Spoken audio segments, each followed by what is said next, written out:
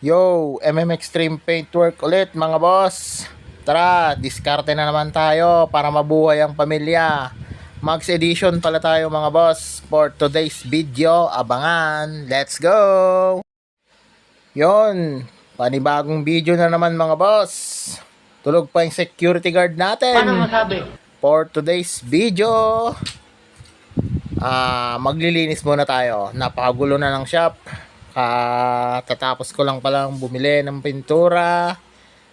At for today's video, may isasalang tayong RB5 ng Sniper 150. Bale, na-strip to metal na pala to mga boss.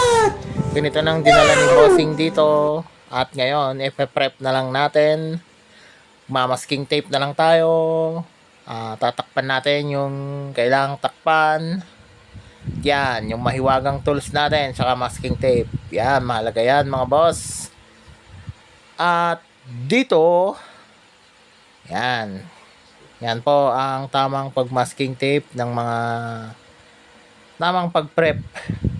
Yan, dapat yan mga boss. Hinaharangan yan kasi ano Gago! kasi kumakapal yung pintura dyan mga boss. Nag-a-adjust yung brake pad mo dyan kasi kakapal na yung papatungan ng display. Kaya pinakamainam, papatungan yan ng masking tape para hindi mapinturahan, hindi mag-a-adjust yung brake pad mo. Yan, simpleng tip lang yan mga boss. At simpleng idea. Ayan, yan lang mga boss. Hindi naman malakas yung pagpalo mga boss.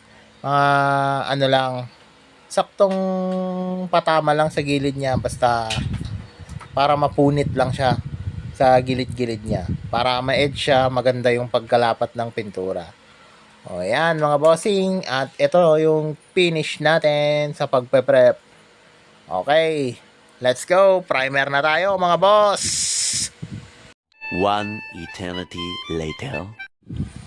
At dito na nga mga boss, nagpa-primer na tayo. Bale, wrap po pala yung surface nito mga boss. Kasi na-strip to metal siya. Kaya, pra-primeran ko muna yung mga spokes niya kasi dyan masyado yung wrap. At papatuyuin natin ng konti bago natin i-second coat. Yan, habang nagpa-primer tayo mga boss, magre-real talk lang muna tayo para sa mga customer natin. Yung tipong customer natin na mas magaling pa sa nagpipintura, shout out sa'yo boss. Kung ayaw mo yung timpla ko, pumunta na lang sa paint center.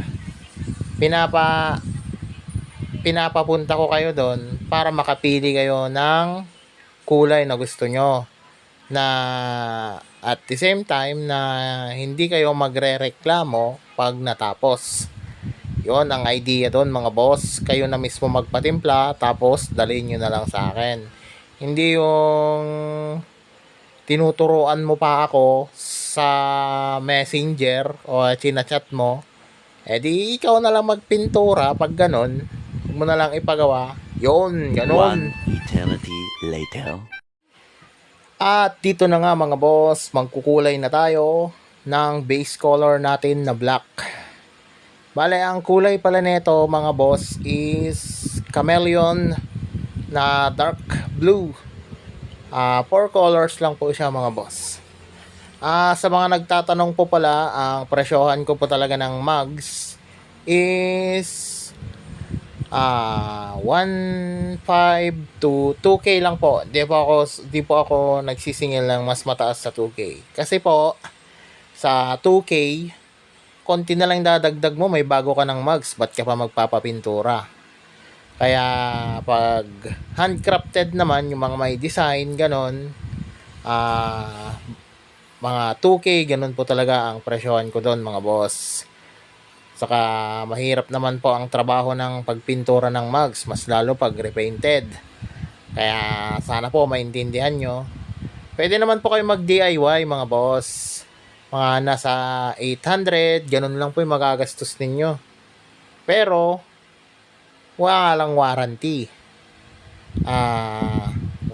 hindi siya tumatagal kasi budget meal nga kung tawagin na pintura. Yan mga boss, at dyan na nga, nagkukulay na tayo ng chameleon. Bale, nagmi-mist coat pa lang tayo dyan mga boss. Unang layer pa lang to ng chameleon natin. Hindi natin pwedeng biglahin kasi hapon na. Saktong first coating lang. Di bale, 4 na coating to mga boss.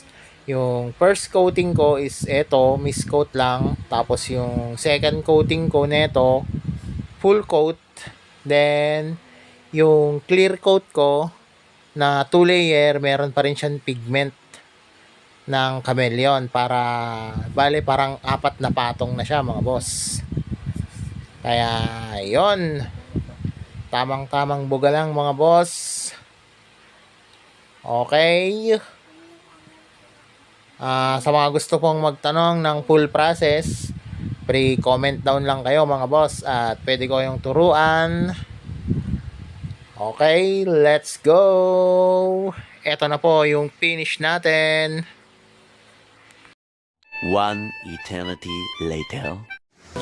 At ito na yung final finish natin mga boss. After 15 minutes ng curing ng every layer ng clear coat natin. Ito na po siya mga bossing. Yan. Maraming salamat po sa panonood. Like and share for more video. Subscribe na rin ang channel natin. Comment down lang kayo yung mga gusto magpa-shoutout. Maraming salamat. Till next video. Bye-bye.